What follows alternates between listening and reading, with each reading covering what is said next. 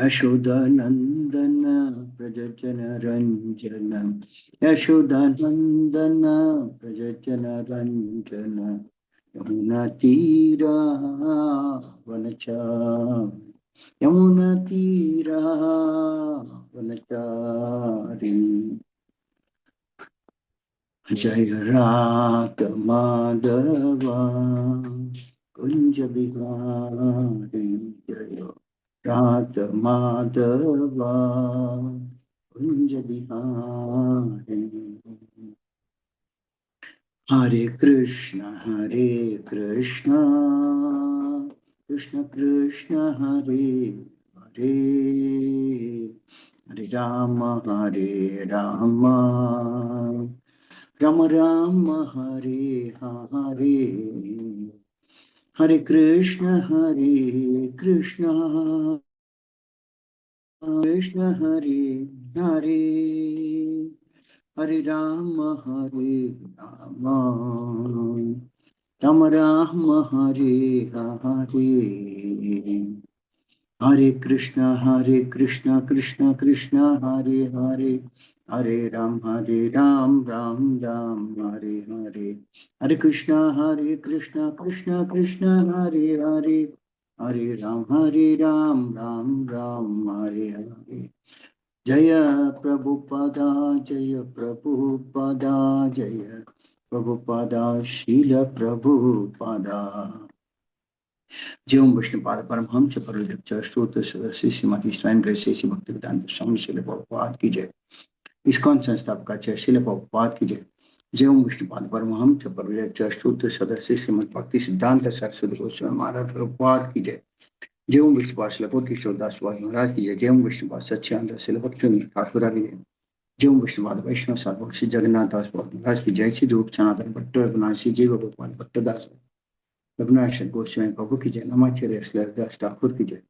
प्रेम से श्री कृष्ण चैतन्य प्रभु नित्यानंद श्री अद्वैत राष्ट्रीय गौरव भक्तवृंद की जय श्री श्री राधा कृष्ण गोप श्याम कुंड राधा कुंड गिरिगोवर्धन की जय श्री श्री गौरांगी बैंगलोर ईश्वर भगवान की जय श्री मायपुर धाम की जय श्री वृंदावन धाम की जय गंगा माई की जय वन माई की जय भक्ति देवी की जय तुलसी देवी की जय अनंत कोटि वैष्णव श्री हरिनाम संकीर्तन की जय ग्रंथराज श्रीमद् भागवतम की जय इस्कॉन वर्तमान गुरुवंद की जय समाज भक्तवृंद की जय गौरव Premanand Hari Hari Bol, all glories to the assembly. What is all glories to the assembly? What is all glories to the assembly? What is all glories to Shri Guru and Shri Gaurang? All goes to Srila Prabhupada ki jai. Om Namo Bhagavate Vasudevaya. Om Namo Bhagavate Vasudevaya. Om Namo Bhagavate Vasudevaya. Narayanam Namaskritya Naram Chaiva Narottamam. Devim Saraswati Vyasam Tato Jayamutire. नष्टप्रायेषु अपत्रेषु नित्यं भागवत सेवया भगवती उत्तम श्लोके भक्तिर्भवति नैष्टिकी. Hare Krishna, welcome you all to the Friday morning Srimad Bhagavatam class. Today we are discussing from Srimad Bhagavatam, 4th canto, chapter 9, text 28 and 29. Text 28. Vidaruvacha sudurlabam yat paramam padam harer maya vinastat charnarchitam लब्ध्वापि असिद्धार्थम इवैक जन्मना कथम स्वम आत्मानम अमन यथार्थभीर. Krishna Srila Prabhupada ki jai. Sri Vidura inquired, my dear Brahmana, the abode of the Lord is very difficult to attain. It can be attained only by pure devotional service, which alone pleases the most affectionate, merciful Lord. Dhruv Maharaj achieved this position even in one life, and he was very wise and conscientious. Why then was he not very pleased? Saint Vidura's inquiry is very relevant. The word Arthavid, which refers to one who knows how to discriminate between reality and unreality, is very significant in this connection. And Arthavid is also called Paramahamsa. A Paramahamsa accepts only the active principle of everything. Just as a swan accepts only the milk from a mixture of water and milk, the Paramahamsa accepts only the Supreme Personality of Godhead as his life and soul, neglecting all external material things. Dhruva Maharaj was in this category, and due to his determination, he achieved the results he desired. But still, when he returned home, he was not very pleased. Text number 29. Maitreya Uvacha Madhus Sapatnyam Pagban Hair with us tutan smaran naichan muktipater muktim tasmat tapam upehivan. Translation Srila Prabhupada ki jai. Maitreya answered, Dhruva Maharaj's heart, which was pierced by the arrows of the harsh words of his stepmother, was greatly aggrieved, and thus, when he fixed upon his goal of life, he did not forget her misbehavior. He did not demand actual liberation from this material world, but at the end of his devotion service, when the Supreme Personality of Godhead appeared before him, he was simply ashamed of the material demands he had in his mind. Actually, the purport is very long. You may not be able to cover if I read the whole purport because it's about 5 pages. So what I will do is I will take the class discussion with reading the purport by taking some of the important points. So in the first sloka, we Omakyana Timirandas Jnananjana Shalakaya Chakshurmilitam Yena Tasmai Shri Gurave Namaha Jai Shri Krishna Chaitanya Prabhu Nityananda Shri Advaita Shivasadi Gaura Bhaktavinda Hare Krishna Krishna Krishna Hare Hare Hare Rama Rama Rama Hare Hare Moham Karvati Vachal Pankam Nage Diviram Nakipat Mahamante Shri Gurum Dharna Parmat Shri Chaitanya Vishya Om Vishnu Krishna. So in text number 28, Vidura is asking Maitreya Rishi, the abode of the Lord is very difficult to attain. It can be attained only by pure devotional service, which alone pleases the most affectionate, merciful Lord. Dhruva Maharaj achieved this position even in one life, and he was very wise. Why then was he not very pleased? So here we see that actually Srila Prabhupada mentions it's not very easy to attain the abode of the Lord. So it is said that unless and until one attains Krishna Prema, one cannot attain the abode of the Lord. However, may be, one may be performing devotional service for many years. One might have performed devotional service in the past also, many lifetimes, and no one knows how long we may have to perform till we achieve that perfection of this human life. Perfection of human life is to attain love of Godhead. So only then one can go back to Godhead. So Vidura is asking that Dhruva Maharaj achieved this position in one lifetime itself, but then why was he not very happy? So in text number 29, Maitreya Rishi is responding, saying that Dhruva Maharaj's heart was pierced by the arrows of harsh words of his stepmother, and he was very greatly aggrieved. So he fixed upon his goal of life, and he did not forget her misbehavior. He did not even demand liberation from this material world, but at the end of devotional service, when the Supreme Personality of Godhead appeared before him, he was simply ashamed of the material demands that he had in his mind. So, as we all know, Dhruva Maharaj wanted to sit on the lap of his father, and Surichi, the second wife of King Uttanapada, he prohibited, and she said that if at all Dhruva Maharaj has to sit on the lap of his father, he has to first die, leave his body, then he has to take birth again in Surichi's womb. Then he may be able to sit on the lap of his father. So Dhruva Maharaj was disturbed, greatly agitated by this behavior of Mother Surichi. So he went back to his mother, real mother, Suniti, because Uttanapada had two wives, uh, Suniti and Surichi. So Suniti was the real mother of Dhruva Maharaj. He went back to his mother and asked, what should I do? And Suniti asked Dhruva Maharaj to go and seek uh, the blessings from the Supreme Personality of Godhead. So Dhruva Maharaj then went to the forest to perform tapasya for many, many years. And he met Narada Muni, who initiated him with the mantra Om Namo Bhagavate Vasudevaya. Narada Muni also tried to persuade Dhruva Maharaj that it may not be possible for him to undergo the austerities, but Sri Dhruva Maharaj went through and performed the austerities. And finally, the Lord appeared in front of Dhruva Maharaj. That is the most important part of this verse today. Until Dhruva Maharaj met Supreme Lord, Dhruva Maharaj basically was not only agitated, but he had that mentality of vengeance against his stepmother. So then the Lord appeared in front of Dhruva Maharaj. He placed the conch shell on Dhruva Maharaj's head, and thereafter Dhruva Maharaj got purified and he offered glorious prayers. So here Maitreyi replies to Vidura saying that Dhruva Maharaj had a transformation in his personality after the Lord appeared in front of him. So after the Lord appeared and blessed Dhruva Maharaj, he forgot all the vengeance attitude from him, and he was in his neutral state uh, with both his mother Suniti as well as Surichi. He forgot that vengeance aspect of it. So we'll go through some of the important aspects. So Srila Prabhupada actually starts mentioning that this is a very important verse, and that is one of the reasons that Srila Prabhupada has given a long commentary of almost 5 pages. So we'll pick some of them. So for the first point is that is mentioned is that Srila Prabhupada starts talking about a pure devotee. A pure devotee is always free from any kind of material desires. So in the material world, one's material desires are full of desires, mostly demoniac. Somebody thinks the other one as his my enemy, and somebody thinks the other one as his friend. And everyone wants to somehow aspire to be on the top. So this is something described in the Bhagavad Gita as it's a asuric mentality, because everyone wants to try and lord over the material nature. That is the main reason that everyone takes birth in this material world, because everyone thinks that uh, he's the lord of all that he sees and he wants to enjoy everything that is there.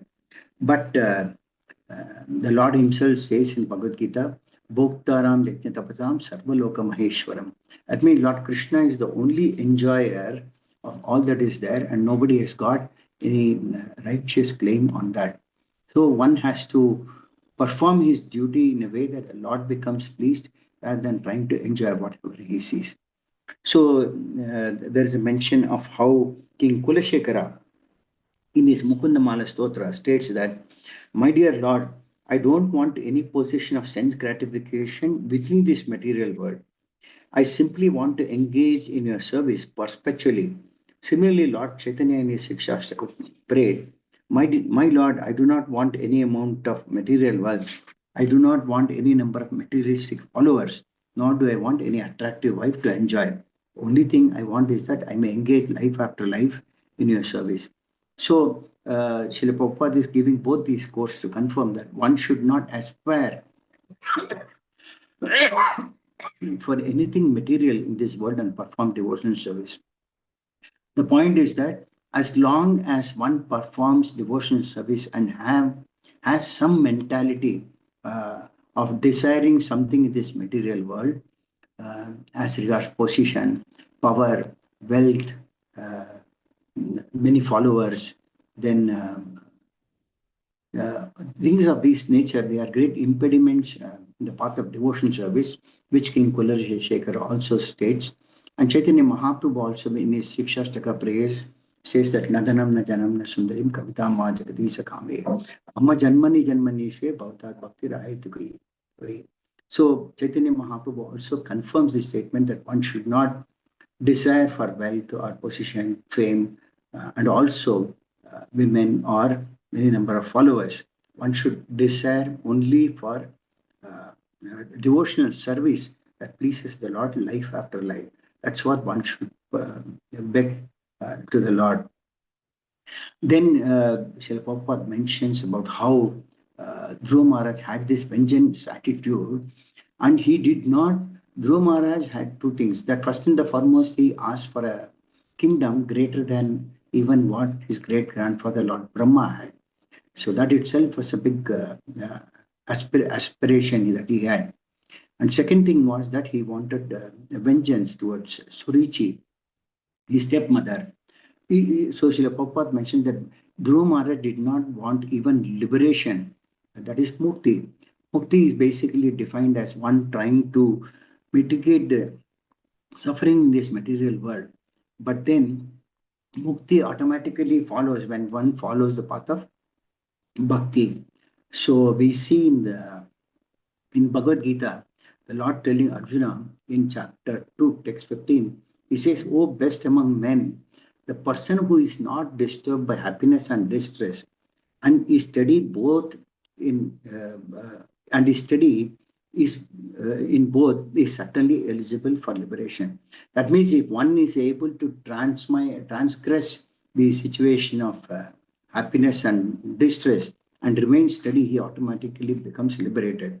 That means one should not be very happy when something good happens, and one should not be distressed when something uh, unhappiness. One should not become unhappy when some distress happens. So one who is steady in his mind, both in a state of happiness and distress, automatically becomes eligible for liberation. So there's also many quotes in Bhagavad Gita also that when one starts performing devotional service, automatically one becomes qualified for liberation. And bhakti is even beyond liberation. So that is why pure devotees of the Lord, they don't seek even liberation, because they are soul completely surrendered to the Supreme Lord and they don't demand anything else.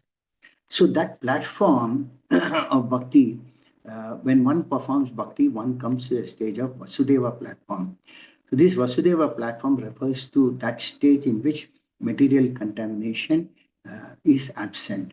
In other words, one is in a one even transgresses one reaches a state of pure goodness that is even higher than good, the mode of goodness, because it is said that even the mode of goodness sometimes people get puffed up of being situated in that mode, and that can bring a person down. So that pure goodness mode is called Vasudeva platform.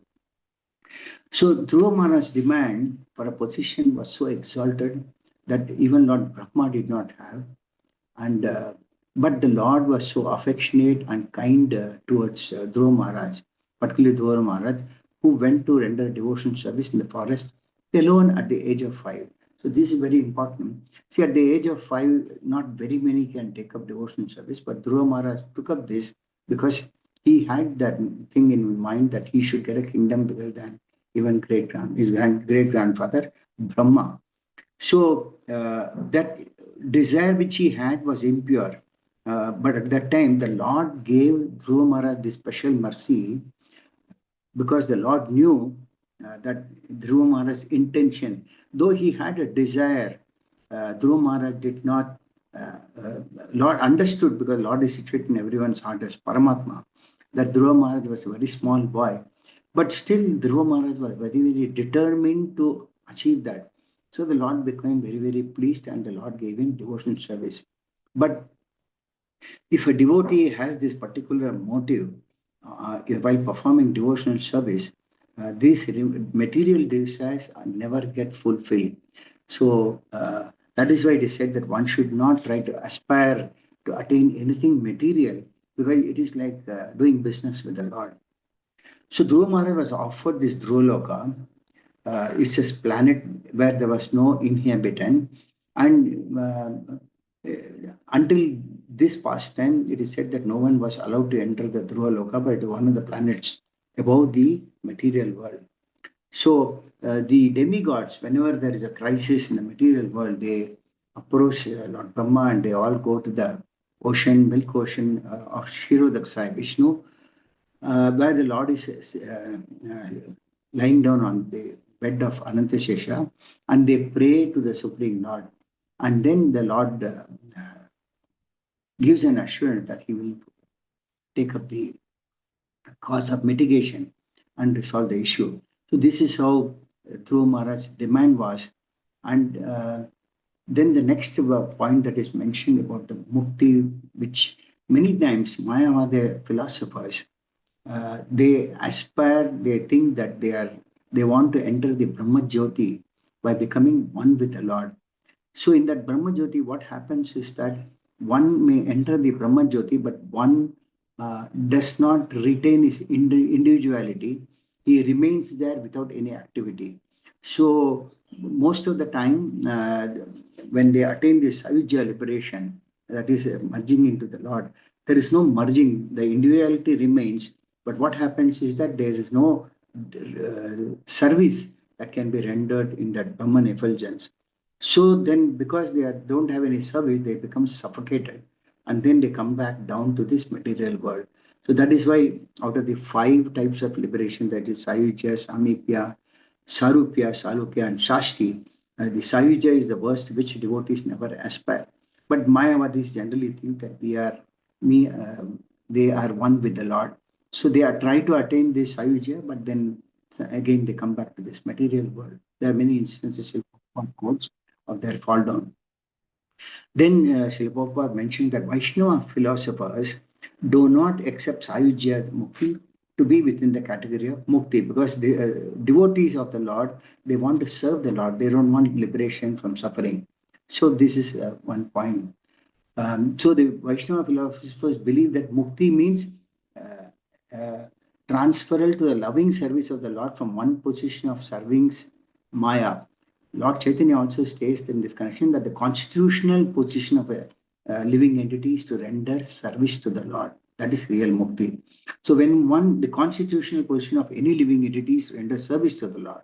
So when one starts rendering loving devotional service to the Lord, that is a real mukti, or that is a real liberation.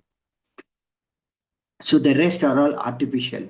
Uh, then there is a quote in Bhagavad Gita also, Brahma Bhuta Prasannatma na sochati na kankshati.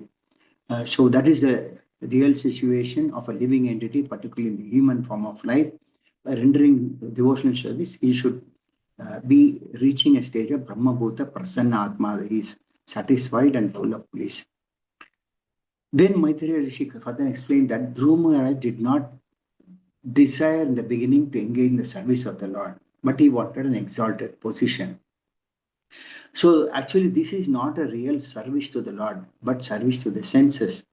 But even at the position of Lord Brahma, uh, which is the topmost in this material world, one cannot become free from the sufferings of this material world. So Srila Prabhupada Saraswati says that even if one is elevated to real pure devotional service, he considers that even great demigods like Brahma and Indra to be on equal level with an insignificant insect. The reason is that insignificant insect has also a desire for sense gratification, and even a great personality like Brahma also have a desire to dominate the material nature. That means everyone, right from Lord Brahma to an insignificant ant, there is a desire in the living entity to dominate this material nature. That is what is called sense gratification. So there is a competition between many living entities, with each one trying to dominate the other, and so forth. This goes on, and this tendency does not uh, is not mitigated or does not get resolved unless and until one reaches a stage of pure devotional service.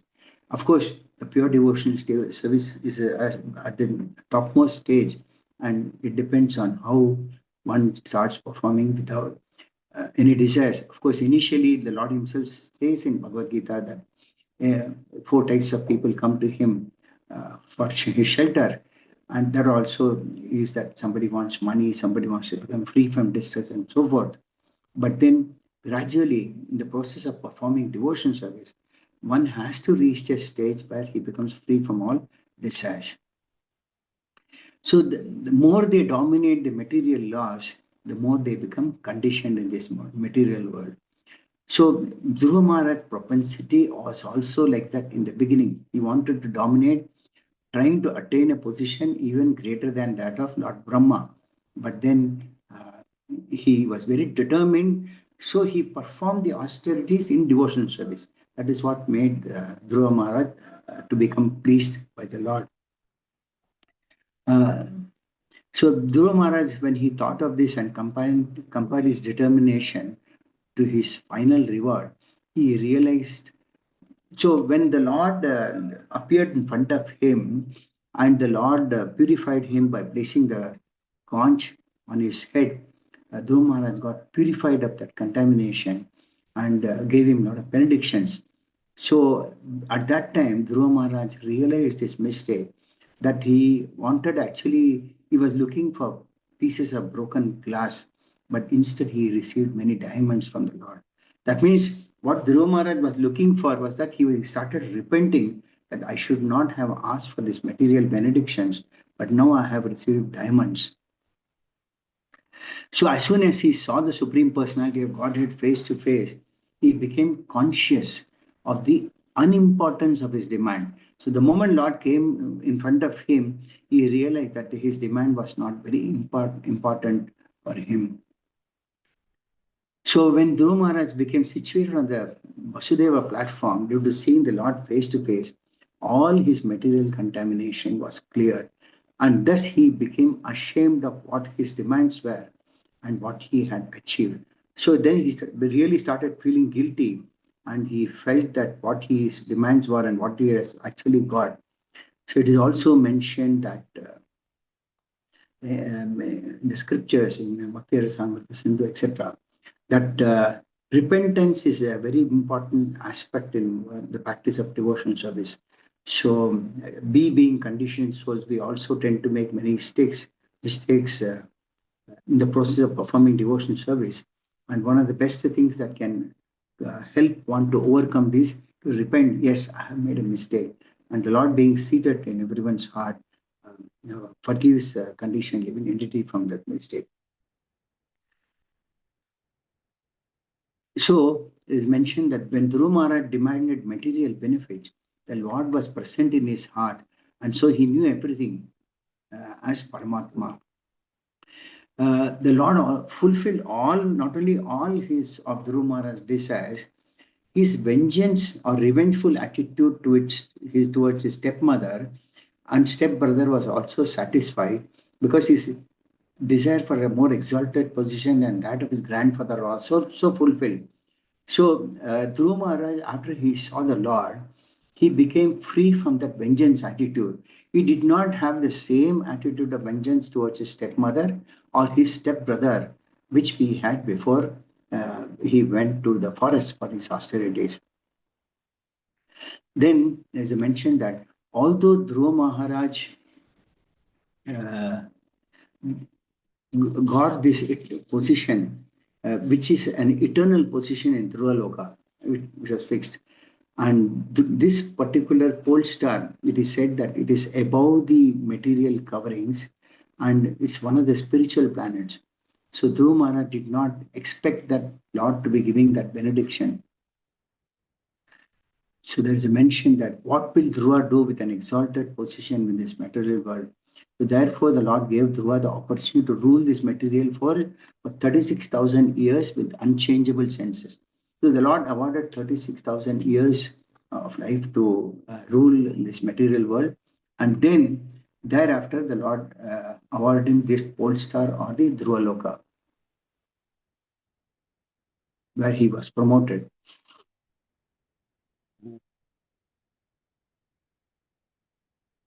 And thereafter, of course, this is one of the spiritual planets. So Dhruva Maharaj returned home back to Godhead. And still it is mentioned that he was not pleased because he was feeling guilty, whether he was repentant that he should not have asked for these material benedictions.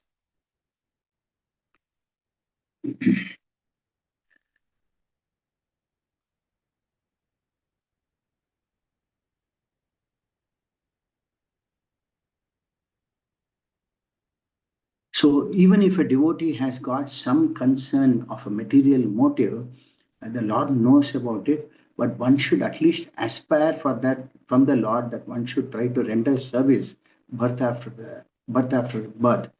We may not be in a position to reach the position of Dhruva Maharaj, but at least one should try to see that at least one should aspire to get benedictions from the Lord so that we can render service life after life. That is the most important thing, because that is our constitutional position in this material world.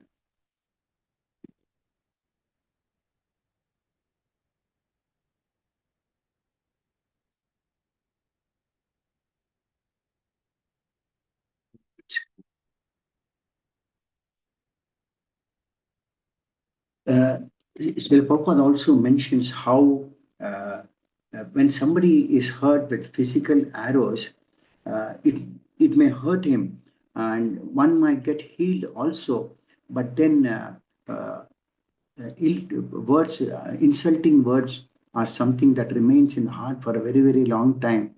And sometimes it is said that can get carried forward even birth after birth. So that is why one should be very careful in utilizing words that should not be insulting to the others, or one may embarrass, put others into insult. Uh, Generally, it is said that Kshatriyas have a tendency to retaliate, but Brahmanas are supposed to be tolerant to that. Also, the Lord mentions in Bhagavad Gita that lust, anger, and greed leads one to hellish conditions.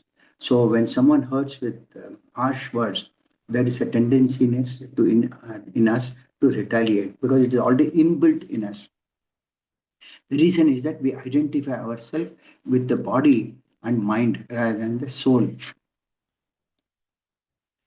One important point that is there is that in most cases, generally we see in Srimad Bhagavatam also, uh, uh, initially one might be very opulent, and as one starts performing devotion service, a stage comes when the Lord withdraws all material opulence at the end of one's life, so that a devotee might not get attached to material opulence.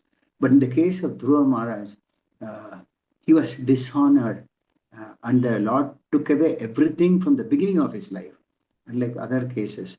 So Dhruva Maharaj then was that made Dhruva Maharaj very, very determined to perform austerities and devotional service.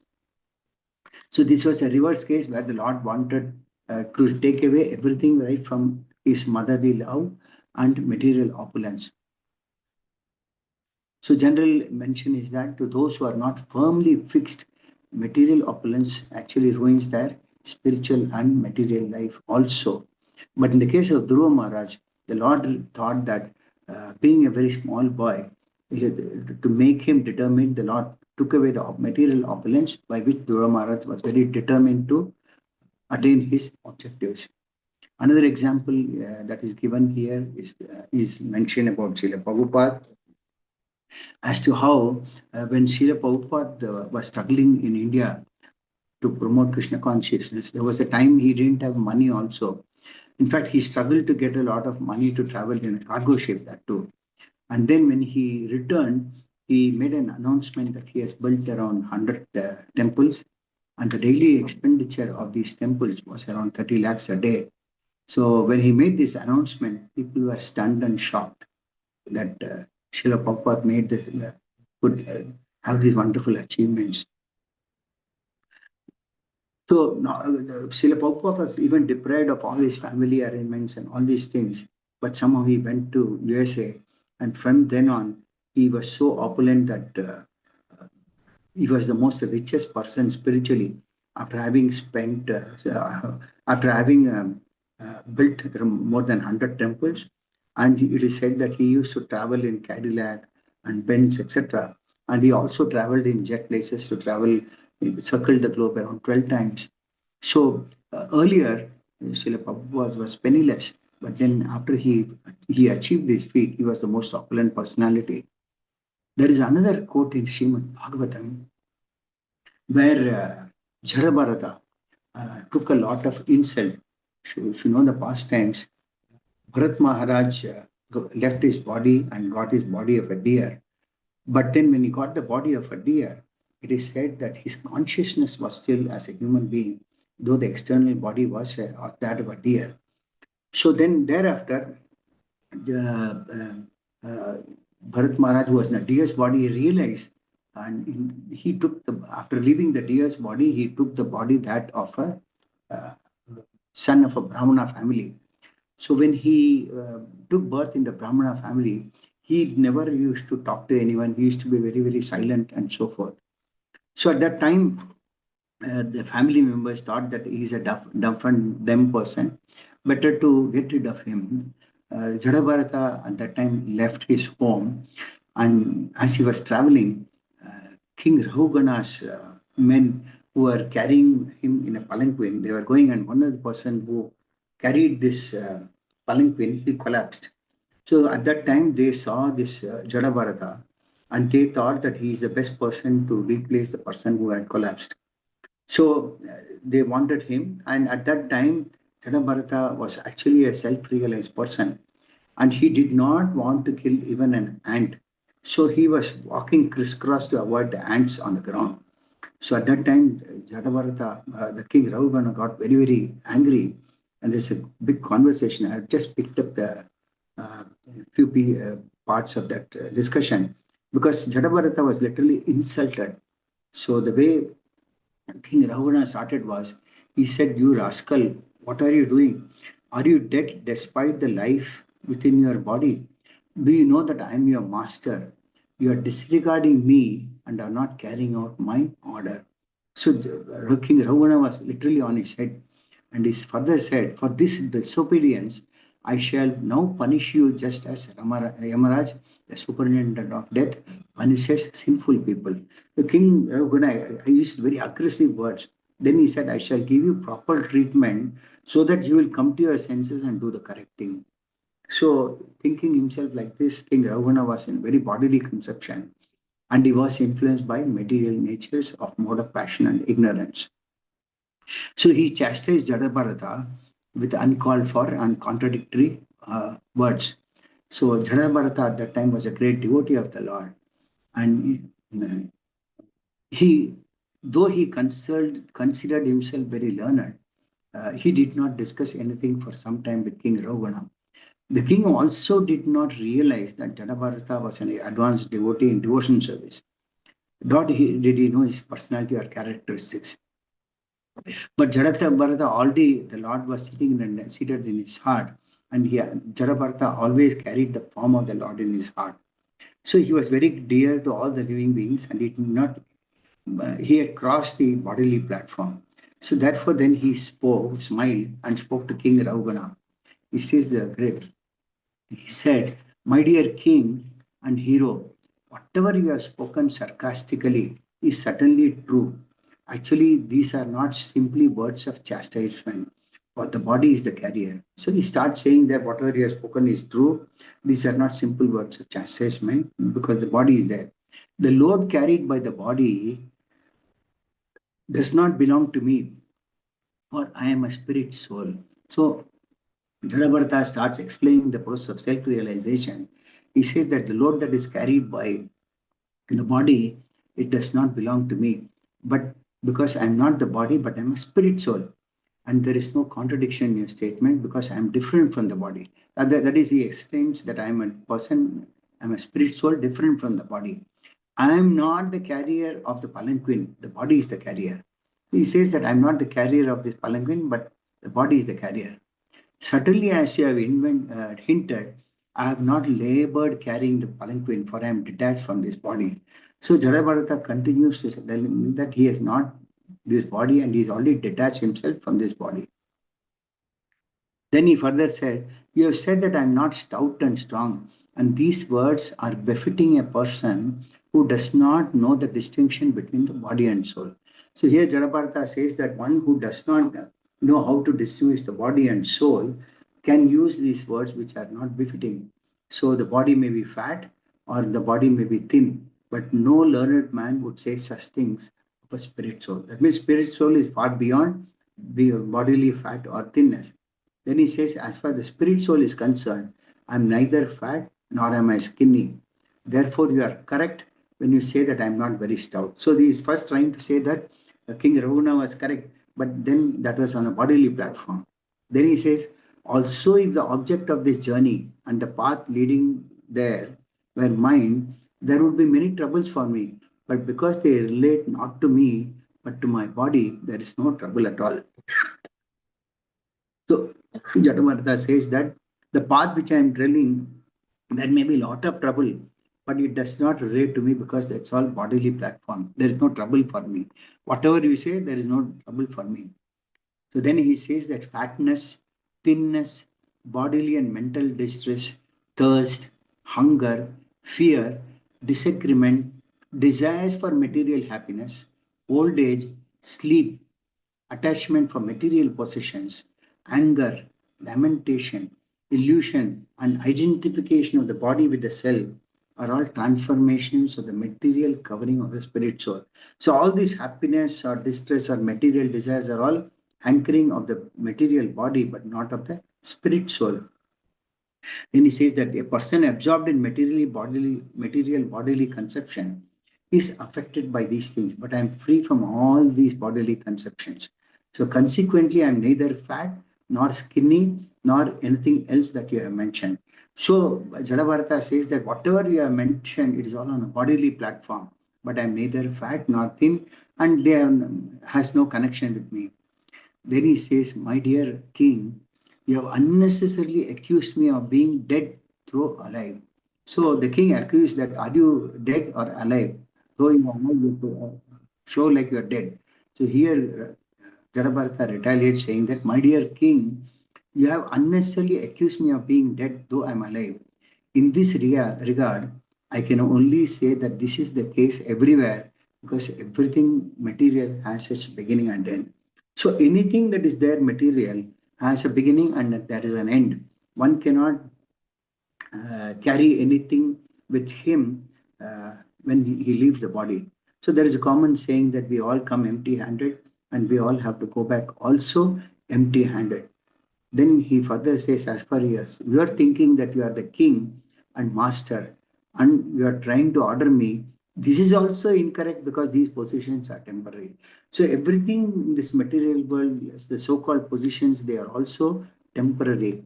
He further says that if today you are a king and I am your servant, but tomorrow the position may be changed and you may be my servant and I am your master. These are temporary circumstances created by providence. So on a material platform, one might consider that one may be a master and the other person might be a servant. But then these things can always get reversed in material world. The other person might become a master and this person might become a servant. So this way, King Raugana explains the science of self-realization to Chadabharata. And then after he explains all this, uh, Srila Sukadeva Goswami concludes by saying, the king Rahuguna, then after hearing all these things, tells Chadabharata, my dear king, O son of Mother Uttara, there were some waves of uh, dissatisfaction in the mind of Jadavarada due to his being insulted by King Rahuguna, who made him carry his palanquin. But Jadavarata neglected this, and his heart again became calm and quiet like an ocean. That means, though the king insulted Jadavarata, Jadavarata was actually very, very calm in his mind and was very quiet. He did not retaliate immediately, but rather he took the opportunity to explain the process of self realization to the king. Then Sukadeva Goswami says, although King Rahunagana had insulted him, he was a great Paramahamsa. That means Jadavarata was a great Paramahamsa and he tolerated.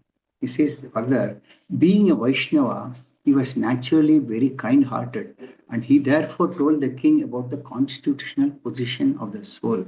So Jadavarata rather took this opportunity, he was very calm and quiet, and then he took it, being a great Vaishnava and a Paramahamsa, he explained the constitutional position of the soul. The soul's position is to render service to the Supreme Soul, and that is a real liberated situation. Then he says that Jadabharata forgot this insult because King Raugana pitifully begged pardon at his lotus feet. So after hearing the process of self-realization, it is said that King Raugana begged pardon at the lotus feet of Jadabharata. After that, Jadabharata started to wander all over the earth as like before. So, real liberation means rendering service to the Lord. Thereby, automatically, one becomes free from the sufferings of this material world. I have some more points I had mentioned it here. Let me look for it once again. Yeah. Mm. So Dhruva Maharaj's category was in the process of like someone having material desires, but due to his determination, he got the results. But also, he went back home to Godhead, but still he was feeling repentant because of his guilt that he had.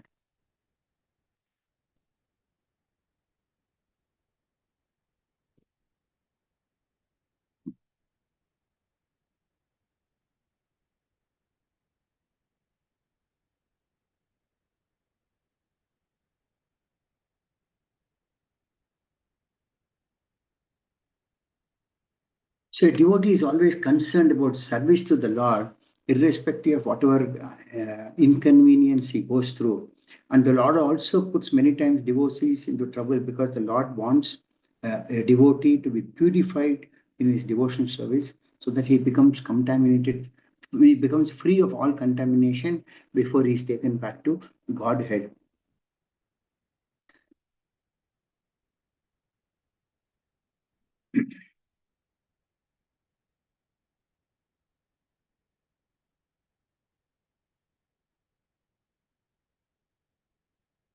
There is a mention about the three personalities. I'm just trying to look for everything. One second. Yeah,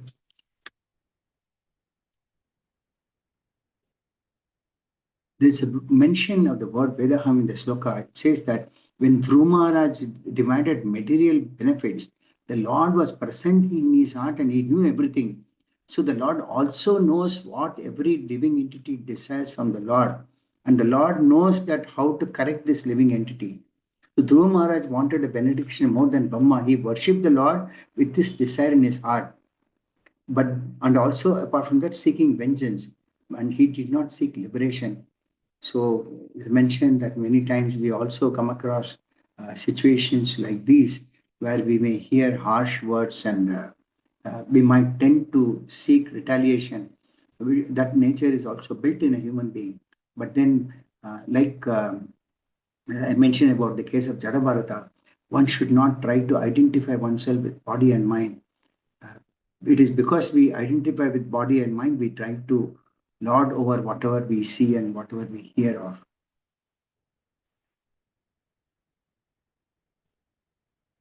More important one.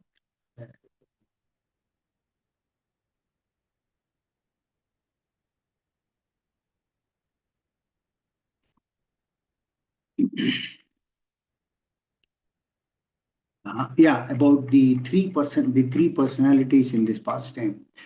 One is Dhruva Maharaj himself. Dhruva Maharaj's desire to achieve material desires was also purified. Dhruva Maharaj's desire to seek vengeance was also purified. And in the case of Suniti and Sunichi, uh, Suniti deserved a very high. Suniti was a great devotee of the Lord. That is why, being a devotee of the Lord, she could actually advise Dhruva Maharaj to approach the personality of Godhead, if at all he has to, for seeking material benedictions. So she was a great devotee of the Lord, and she had the distinct capacity to advise Dhruva Maharaj to undertake these austerities. So that was one advantage that Dhruva Maharaj had. And in the case of Suruchi, it is said that after Dhruva Maharaj was awarded all the benedictions, one of the first person to feel repentant was King Uttavanapada himself, because Uttavanapada, when Dhruva Maharaj wanted to sit in the lap of his father, Uttanapada was silent, but Surichi took advantage of the situation and she chastised Dhruva Maharaj. So Uttanapada was also feeling repentant. When Uttanapada heard that Dhruva Maharaj is coming back home, he realized and he was repentant, and they all tried to go and receive Dhruva Maharaj in a grand manner. So the first person to feel repentant was Dhruva Maharaj. Then, of course, his mother, stepmother, Surichi, also uh, uh, got purified of that insulting behavior. And it is said that one, because the Maharaj performed this devotion service, there was a total transformation within the family itself, where Uttanapada, Surichi, they all received Dhuru Maharaj in an exemplary way when he returned back home. So that is the power of devotion service that can have on a person's personality. So with this, I conclude the class. I've touched on the important points of this workbook. If anybody has got any questions or comments, they can ask me.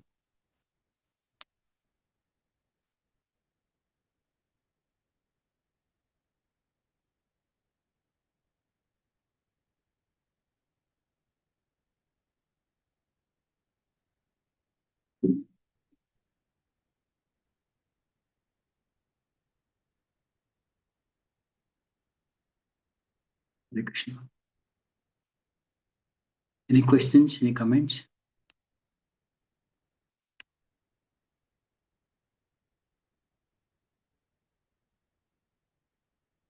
If not, then I'm taking the class as concluded.